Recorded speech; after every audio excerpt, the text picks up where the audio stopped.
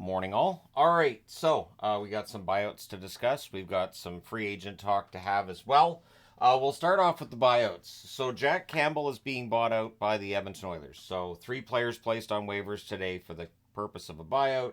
Starting with Campbell, who's got 3 years left on his contract. So the penalties, the cap hit for the remaining 3 years, only 1.1 million for this year. So that gives the Oilers some nice breathing room there. $2.3 million for next year, and then the following season, $2.6 million. So the penalty goes up, but honestly, the salary cap will be going up as well. They should be able to adjust. And then from 2027 until 2030, it's a $1.5 million cap penalty. So it's not awful. It's still not something you enjoy seeing if you're rooting for a team and you want to see them able to spend the maximum amount of money. But yeah, it's not as bad as that Campbell contract was. Nate Schmidt is being bought out the final year of his deal by the Winnipeg Jets. It's a cap hit of $2.7 million this season, and then next season the penalty is $1.6 million. The Columbus Blue Jackets are buying out Adam Boqvist. Now, since Boqvist is under 26 years of age, it's only a third that they owe, and it's one of those weird contracts where they end up saving a lot of money this year. They get a bonus of $66,666 by buying him out.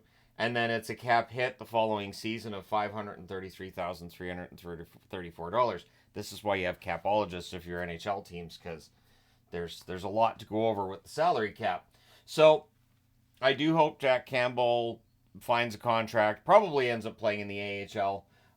It's interesting, too, because you look at Calvin Pickard and his journey back to the NHL with the Oilers, and Campbell may have to do that same kind of a journey on another franchise. But I do wish him all the best. Schmidt can be a decent third-pairing defenseman, and for Boqvist, I would say the same. Can be a decent third-pairing defenseman. There's some offense there, but he's also dealt with injuries. So we'll see where those three end up landing.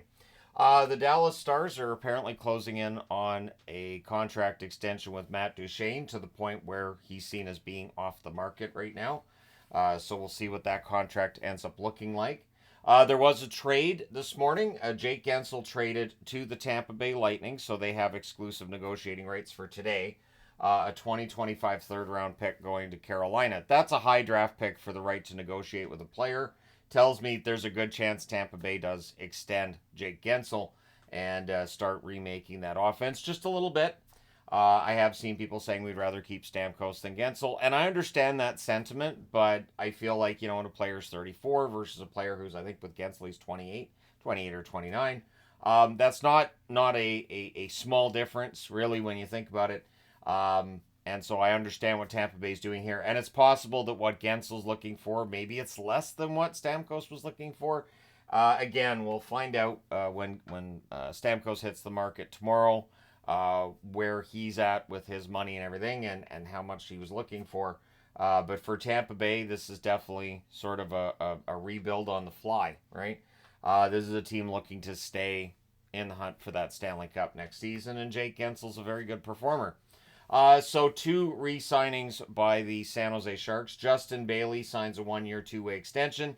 It's an $800,000 cap hit at the NHL level, $375,000 cap hit at the AHL level, and there's a guarantee of $450,000. So in the event he spends the whole season in the AHL, which I don't think he will. He spent a lot of time in the NHL with the Sharks this past season. But yeah, $450,000 if he spends the whole year in the AHL. Luke Cunnins also signed a 1-year extension worth $2.75 million, which was apparently broke by Puckpedia a couple of days ago. So they're pretty accurate so far in what they're saying players are going to get and all this fun stuff. So I don't know. Puckpedia is doing a pretty good job of showing, hey, we're going to be that replacement for Cap Friendly. I thought it was interesting, too, to see the general manager of the Capitals even saying, yeah, nobody in the NHL is happy about the Capitals buying or Cap Friendly. So, yeah, that story keeps getting a little bit of traction there, and we'll see what happens when the site goes dark, which will likely happen on July the 5th. Yeah, we'll see if Puckpedia really does become the next one. It feels like they're going to be, but we'll see. So again, the qualifying offer is today. The qualifying offer deadline is today at 5 o'clock Eastern, 2 o'clock Pacific, I do believe. I'll be doing a video on that when that deadline is passed and we find out who the other unrestricted free agents are going to be. And two unrestricted free agents tomorrow will be Casey DeSmith and Ian Cole. The Canucks had last-minute discussions of an extension with them, and apparently neither of them able to come to an agreement with the Vancouver Canucks. Wishing them the best on the market. I do think if the Canucks had re-signed Cole, there might be a couple of Canuck fans that would have a few words to say about that.